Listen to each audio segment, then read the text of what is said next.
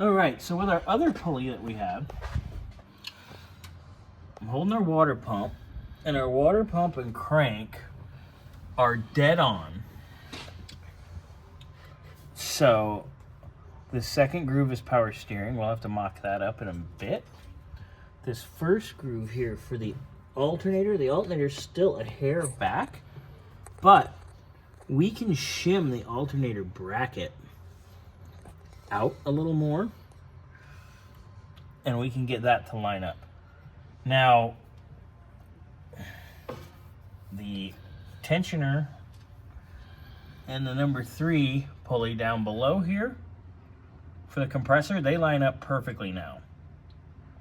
The problem being our compressor is way far back, but we can also space that bracket out as well, because this pulley needs to align with this pulley.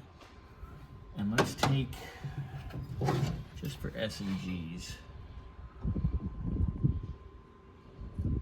that's probably about, what, 3/8 of an inch?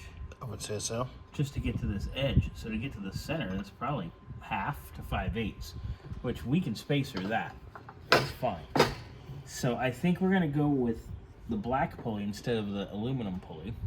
Yeah. So let's finalize that if you haven't already with the bolts. All 3 bolts in, all I gotta do is put the ratchet on it and snug it. Just crank them down. Okay, Yep. Crank those down. And then let's figure out how much we need to space the alternator. And let's work on that next. Let's Okay. see where's my little, Right there. oh my God, I'm blind. Mm-hmm. It's because you put the light facing down. I know. Yep.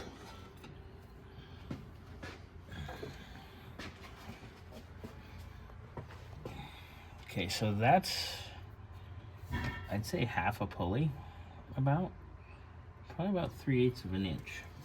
So we'll need to bring this out 3/8, which isn't too bad.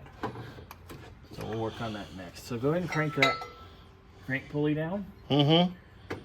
And then let's see how much spacer we can put behind here and probably back here as well.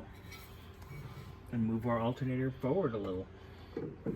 But I think we're getting there. We're making headway. Yay. Hooray.